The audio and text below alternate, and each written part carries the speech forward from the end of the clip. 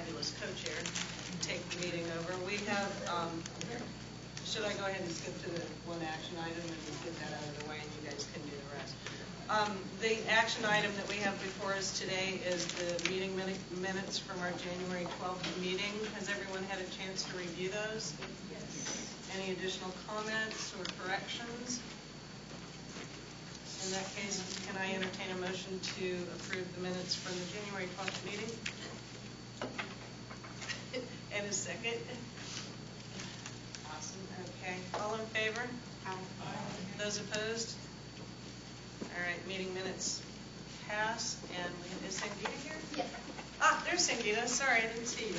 Yeah, if you would jump into our meeting efficiencies and etiquette, that would be super. Sure. Good afternoon, everyone. I'm Sangeeta. I'm the compliance officer at PSTA. And this is just a brief overview of meeting etiquette and efficiencies, since I understand we have 7 new members. And the purpose of this is kind of to keep everybody on schedule so they can get out of here at a decent time, or as planned on your schedule, and also to just ensure that we follow some rules for the committee. So you can follow along with us in your packet. So here are some basic rules. The first is to hold your questions until the end of a presentation. So if someone's speaking, to try to hold your questions to the end.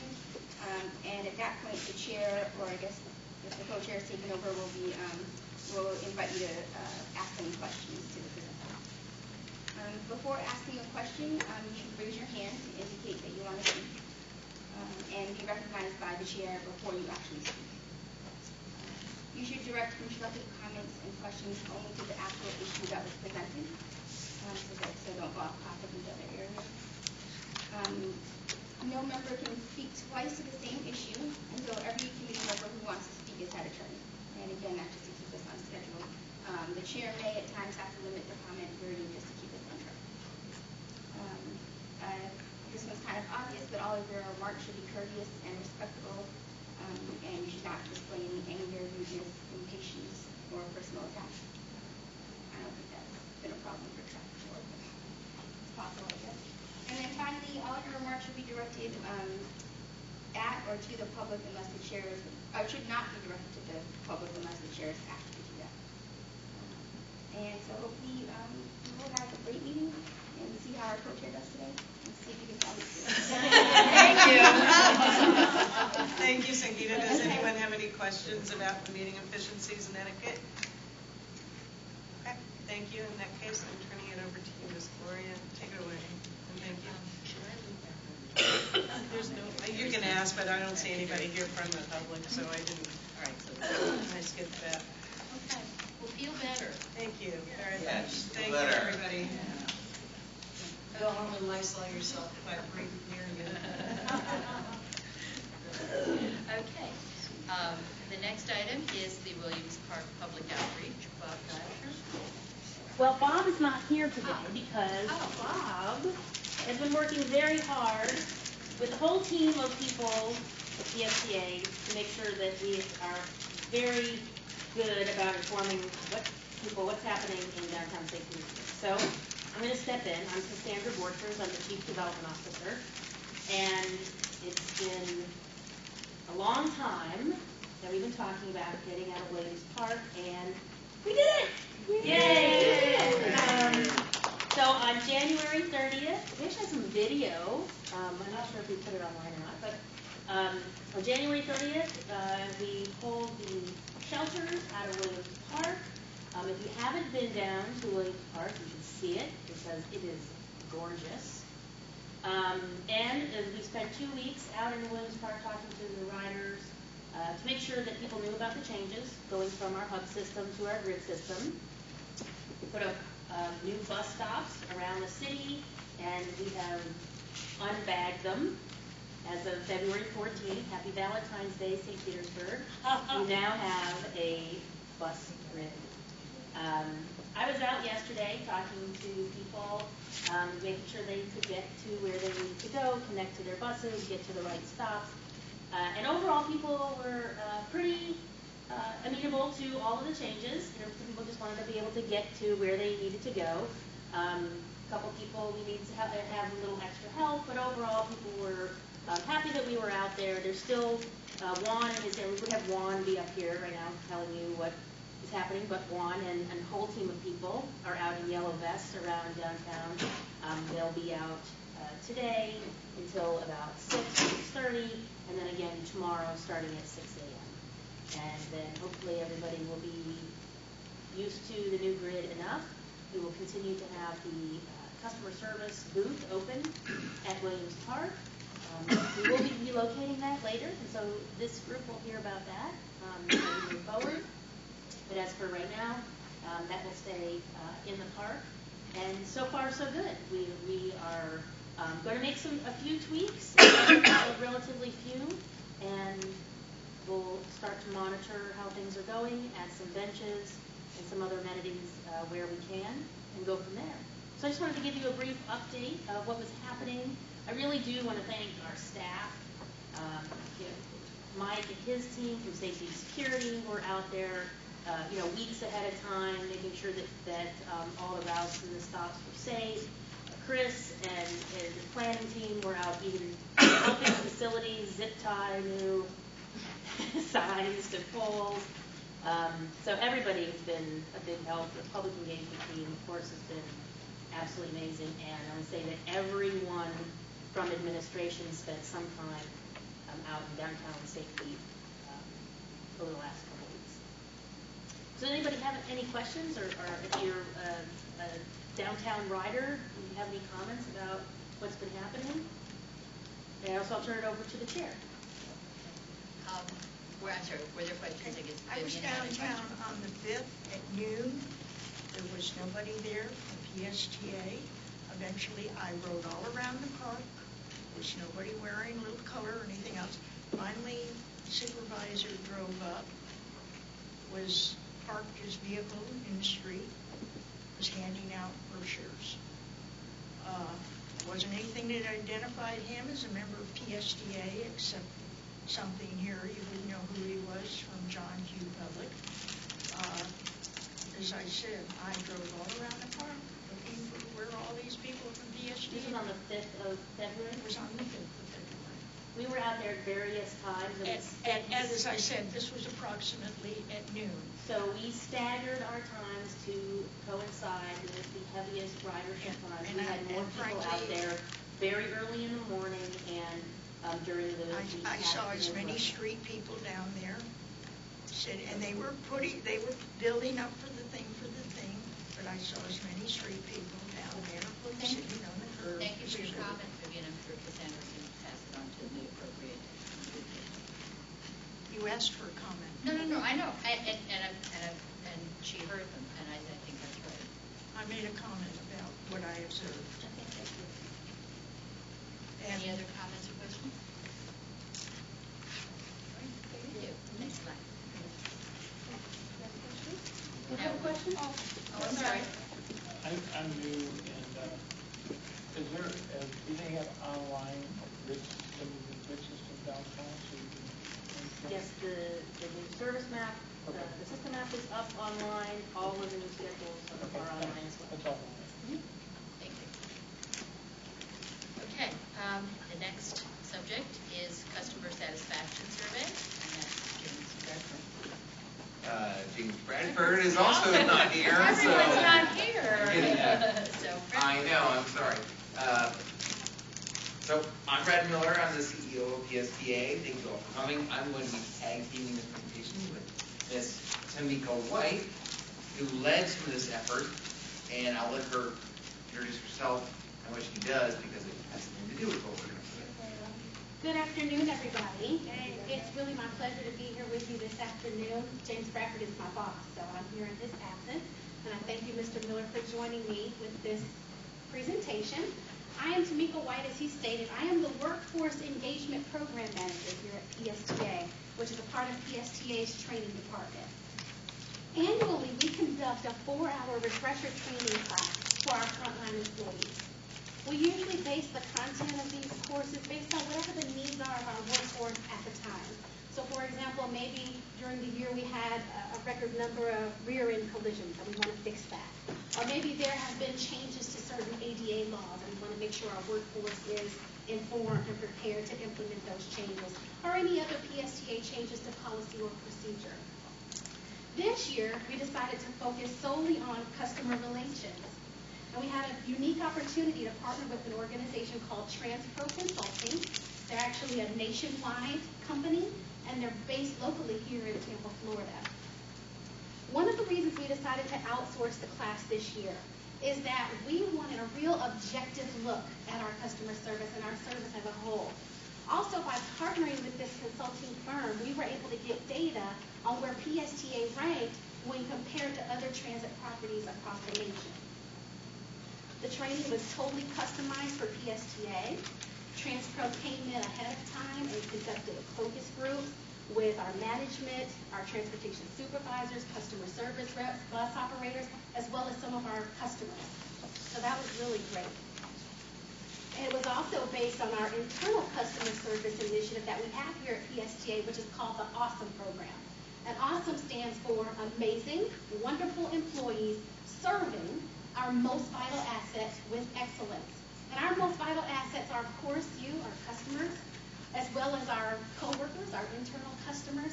We also want PSTA to be known as an awesome staple in this community. So TransPro met with us several times during the development of the curriculum.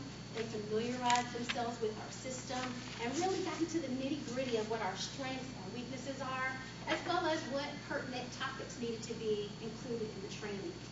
So the classes, they launched in August and they concluded in November. So we were able to train approximately 400 of our employees at that time, which was a great feat. We're excited about that. And then approximately 30 days later, we wanted to measure the effectiveness of that training. We wanted to see it put in action and to see, was it worth it and did it work? So TransPro hired a team and they came back and they conducted about 500 to 600 onboard customer satisfaction surveys. So we did really great, and I'm excited for Mr. Miller to come share the results with you. So thank you. Enjoy. Awesome. So, as you can probably expect, I wouldn't be up here teaming with Tamika if the survey results did not signal very positive.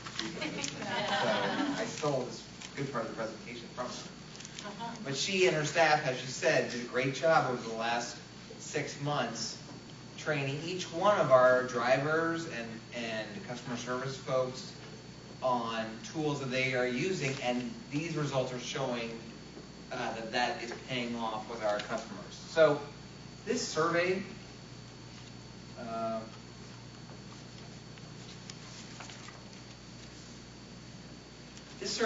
measured what we call customer satisfaction. Customer satisfaction is different than customer service, right? Customer service is something that PSTA might define for ourselves. Like if we were a restaurant and we set a customer service standard that we were going to serve every customer within 10 minutes of them coming in the door or whatever. But customer satisfaction measures whether or not the person left the restaurant happy or not. If you do serve every customer at your restaurant every 10 minutes, you're providing really good customer service. But if you never get their order correct, or if there's some other kind of problem that you're mean to them, and they walk out and they never show up, they're not very satisfied, right? So we did this survey using some sort of industry standards to measure, no matter how much or how we provide the service, whether our customers are satisfied. I don't know, some of you might have actually filled the survey out. They were out on the buses in November with people doing every 5th customer to try to be very random. And this is all in your packet. In fact, there's almost the entire survey results are in your packet. I'm going to just touch on a few items. But this chart shows the top 10 items that people rated, our customers rated, as the most important issues for them. The survey asked whether you thought that something was important, and pretty obvious. The top 3 things are that the bus arrives on time, that it's a low fare price, and that we have frequent service. Those are the top 3 things. The consultant has said that's the top 3 in almost every survey that he does around the country. Those are very, very important, obviously, to our riders. What is not so important necessarily is that we are responsiveness to concerns or complaints, which we got really high. They love us, but nobody really seems to care about that. Available seat or space on the bus is not something that people rate with high importance, because I think people feel like there usually is a spot for them on the bus. So again, some areas of the survey we scored outstandingly, did a great job. And some areas I'm going to touch on where we identified that we need some work. Mr. Fuller? This is asked just of customers on the bus, so we didn't ask folks why you don't ride the bus? That's right. This is entirely customers. We have another survey planned for non-riders type thing. Thank you. Okay. So this is one of our highest rated scores. More than 80% of customers are satisfied with PSA's service coverage, where the buses go. Of course, now these are people that are on the bus, so it's sort of a foregone conclusion that they can get on the bus, right? We have the routes that serve them. We'd obviously like to increase our ridership and have more routes, but the ones that are on the bus think we're conveniently located. A little bit less score, 69% say that we operate on the days of the week that they want us to operate on. We also rate very high on our bus driver customer service. Maybe that's thanks to Tamika and the training. The bus is well driven. Nearly 90% of the folks agree on that, and 76% say the bus drivers are helpful and courteous. Where we maybe have a little bit more work to do is in a couple of other areas. 76% of customers agree that trip times are reasonable, how long it takes them to get somewhere, but only 61% of our customers say the bus usually runs on time. Now, we have our real-time data that is tracking where the buses are at every minute and every second of the day, and we know, we report every single month, that our buses are on time at time points around the county at about 80% of the time. About 80% of the time, we are on time. But again, this is customer satisfaction. It doesn't matter that we're 80%, it's what the customers think. And only 61% of the customers think we are on time. Right? It's the perception. I've seen research studies that show, well, if you can just have long straight roads and you see the bus coming, even though it's 7 stoplights away and takes 10 minutes to get to you, you feel okay. Right? It's when you can't see the bus. So this is an area we want to concentrate on based on this survey.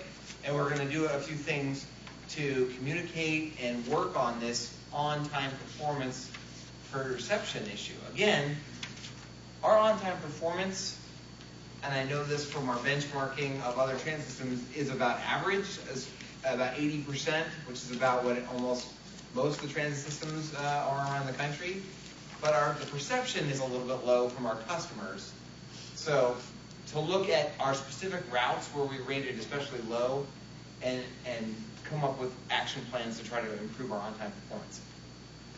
The second area where the survey, the customers rated us still above 50%, but lower, is on our customer service that use either our phone, call our phone number, or go to the transportation centers and sometimes, especially at the beginning of the month, wait in very long lines to get their bus passes. 62% of folks said our customer service representatives are helpful and courteous, but only 54% said when contacting customer service, my calls are answered promptly. We do have an issue in our call center with a limited number of staff working at most hours of the day. And so at some points sometimes we only have one person answering the phone. So then folks are on hold. We average about folks being on the hold, at least our own data shows, about for 2 minutes between calls. This is something that we definitely want to address. Now the good news is, after you wait on hold an incessantly long time, they rate us very high that their question gets answered. If they have the patience to wait on hold as long as that long. Only about a third of customers have actually called. Most customers are using our website or real-time data or others, and they're not calling. But for those 34% who have called, 84% believe that their issue was resolved. That's the good thing. It's just waiting on hold and how we can address that. So we have an action plan for this that we're working on as well. We're looking at the peak times of the day and week when people call our phone number about when they arrive at the customer service window. I don't know if you've ever experienced that.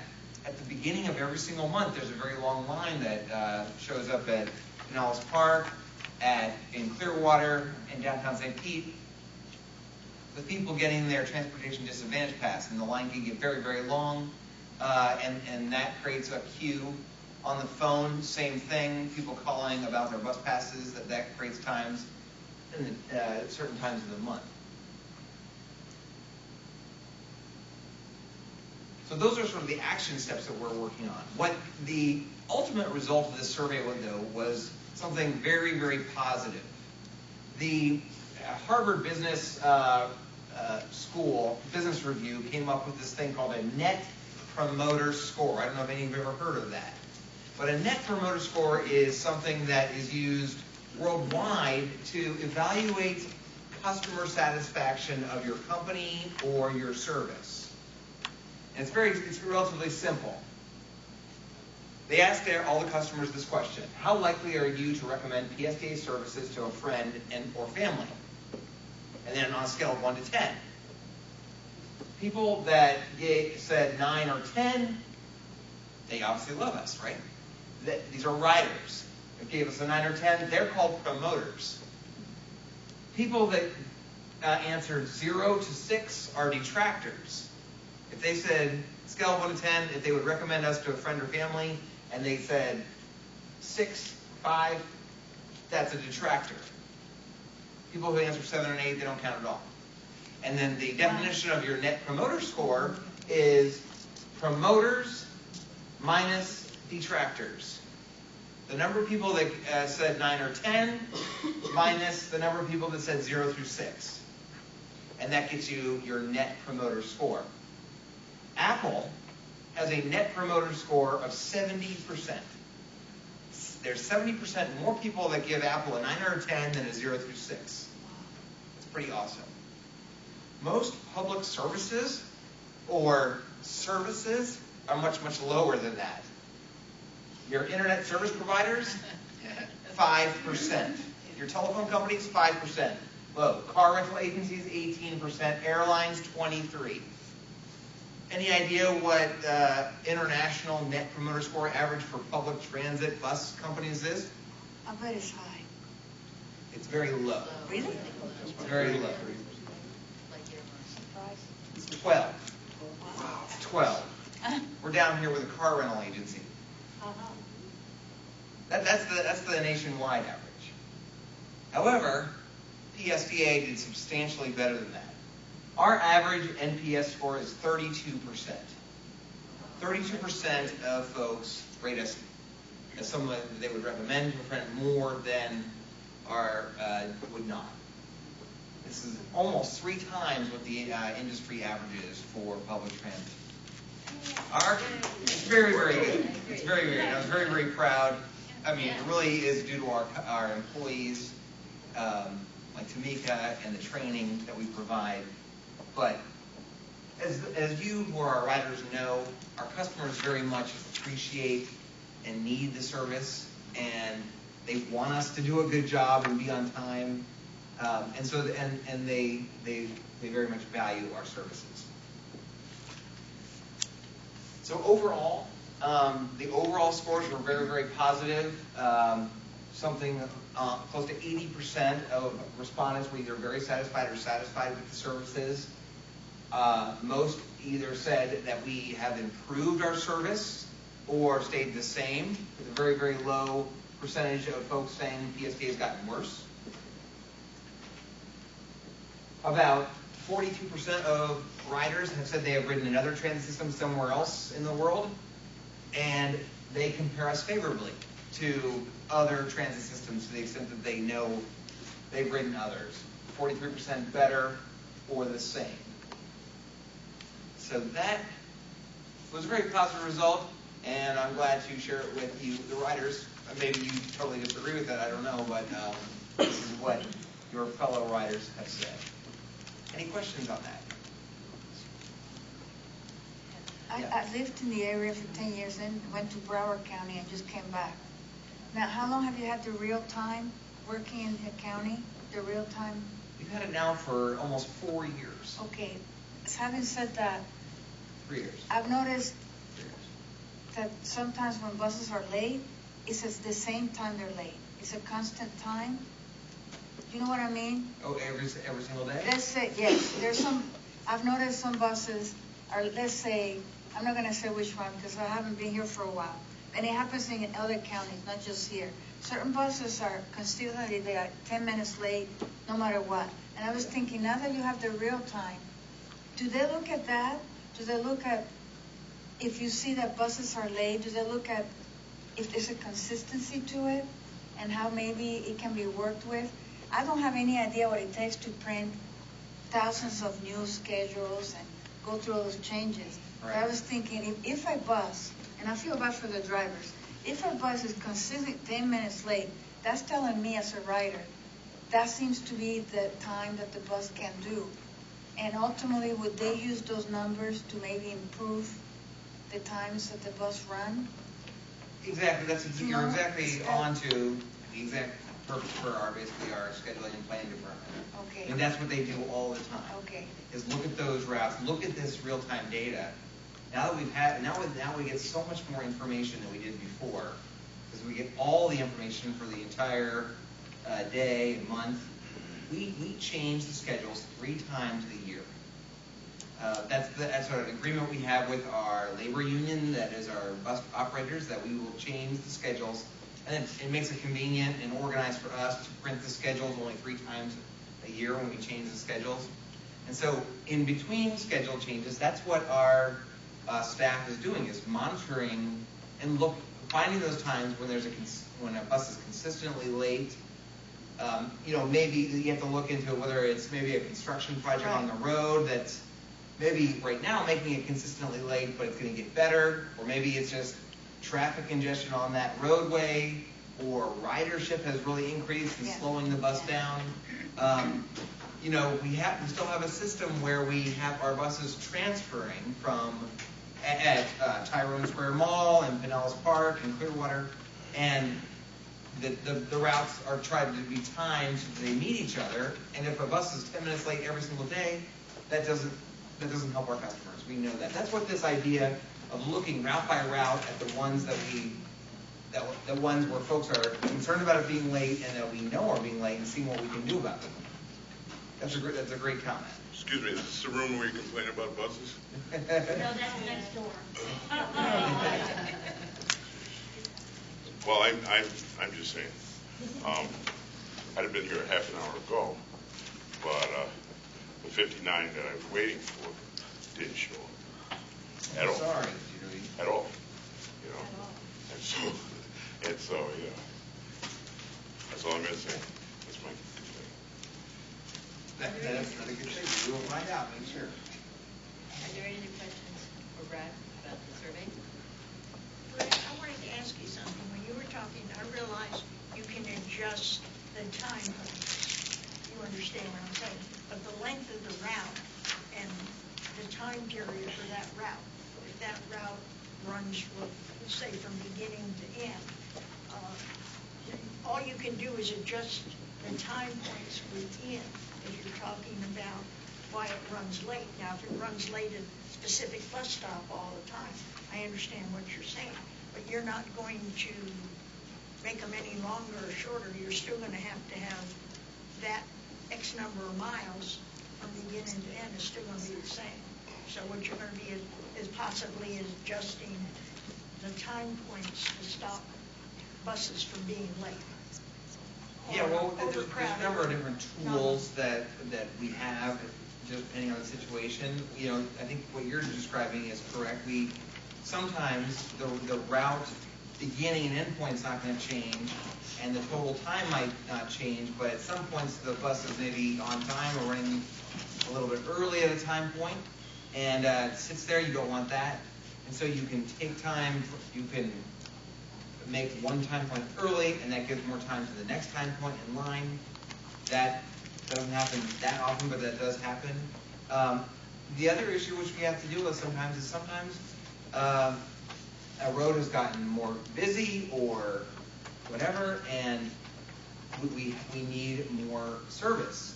In order to keep the buses running frequently enough, you don't want to just extend the time, because that makes the service worse for everybody.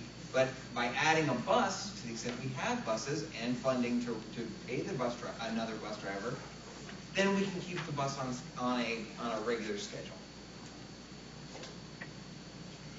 I had another question for you. You talked about the on-time performance perceptions being very different from the actual on-time performance, or reasonably different. Have we ever done any research about, with the actual customer, saying, what drives your perception that it's late? Because if they're obviously having the wrong perception, you're not as late as they think you are. Have we ever asked them why they think you're late? Well, I mean, it's really their perception, right? I mean, as GW has just described, it doesn't matter that the other 79% are fine. If the one He is completely, understandably concerned if their bus is late, or if you're riding every day for 5 days in a row, and then but one day it was late and the other 4 days it was on time. You're very upset about one day. It might cloud or give you the perception that it doesn't run on time all the time. I mean, nationwide, the perception that folks have about the bus being on time is different, is less than maybe the actual reality. In all the markets. Yeah, I would say ours is an area of focus because it is so down at 61% versus where we are about 80. But we're always trying to make the buses run more on time. I mean, we would love to get that number up. Is it also linked to, in other words, is it adjusted for specific bus routes, which we are well aware are chronically late, as opposed to the bus routes that are rarely, in other words, run on time 90% of the time, where certain routes run on time less than 80% of the time? Right. We have it broken down by route by route. Of course, the perception of Route 18, 19, and 52, and 59 is those run not as on time as some of our lower ridership or shorter routes. Those are our highest ridership routes that run the farthest length. And those numbers, those perceptions of those riders of those routes is even below 61%, while the lower ridership routes are higher than 61%. So yeah, that's an issue as well. Yes, Dave has a question. Brad, it was great to see in Tallahassee representing us across multiple bus systems. My question was on page 10, they talked about the length of use and how the system, the universal average is 35% for less than 1 year, and we're at 18%. And I couldn't figure out how to look at that. Does that mean we've got a more solid base and that other bus systems tend to be having an influx of new people who try it and then they quit?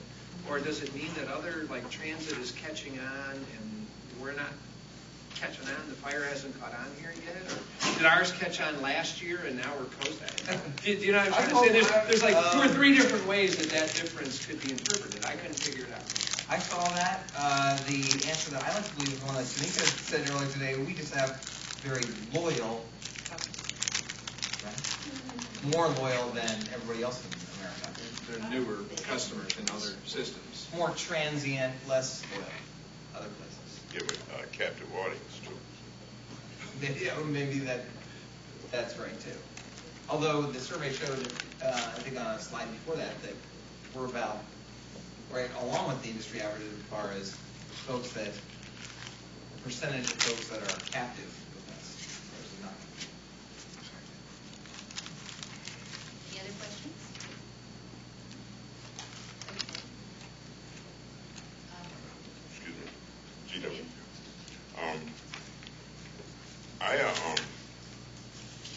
From it's like Reagan buses in other cities, like Baltimore, DC, or Los Angeles, or whatever.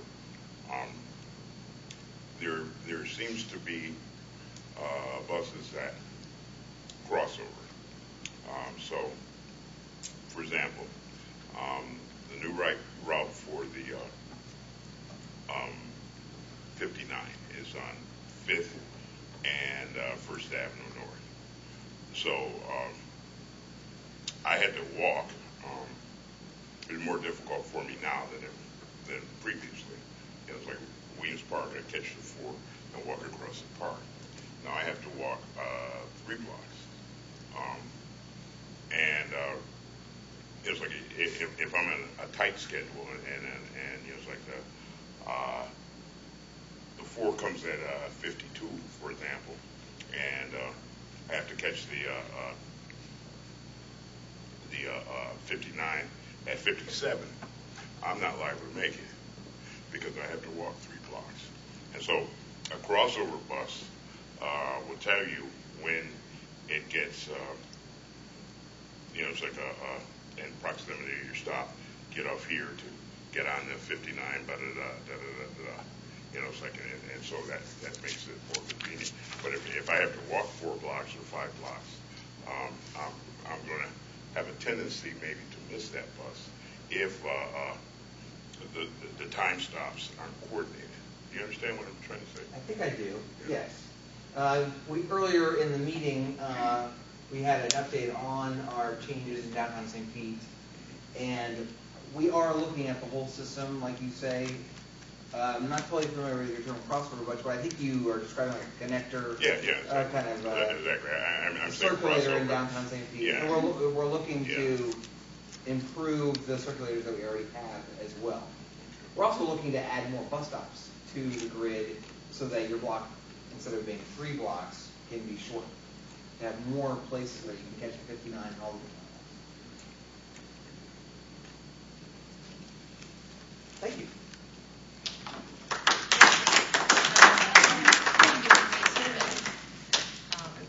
Okay. Brad, did you have any other comments for the meeting attendees? We have future meeting subjects here.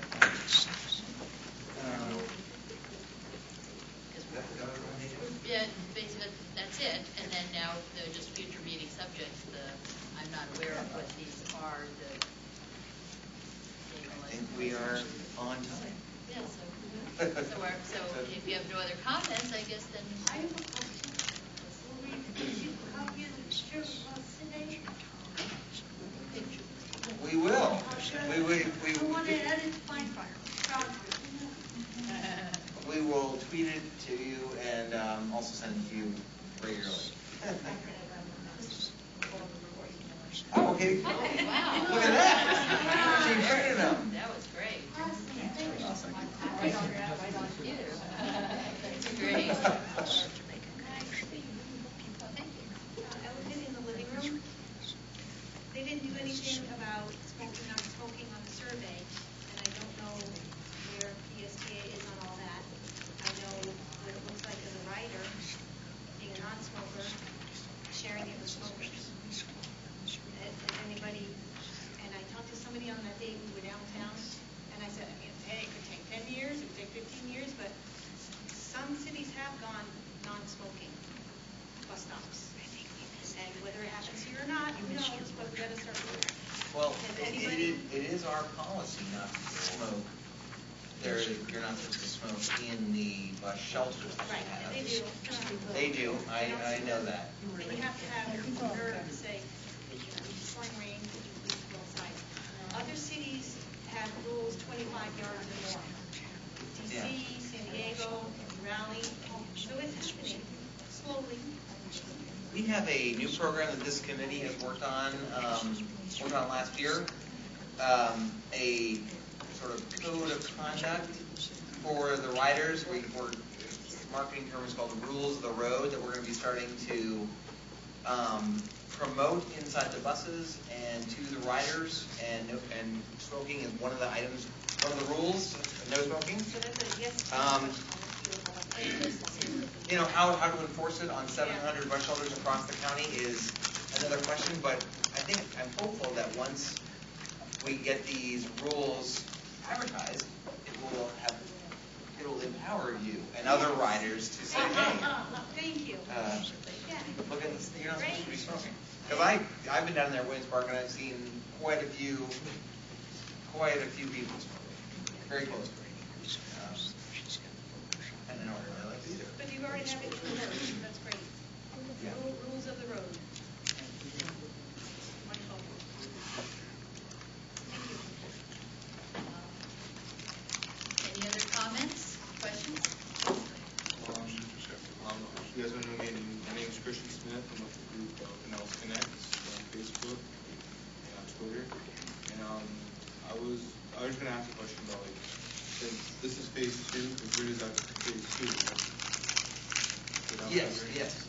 So, I was wondering how we could get involved in like, the later phases as far as like, county level, because we're starting to get out there and do that. Phase 3 is just getting started, so Sandra is your key.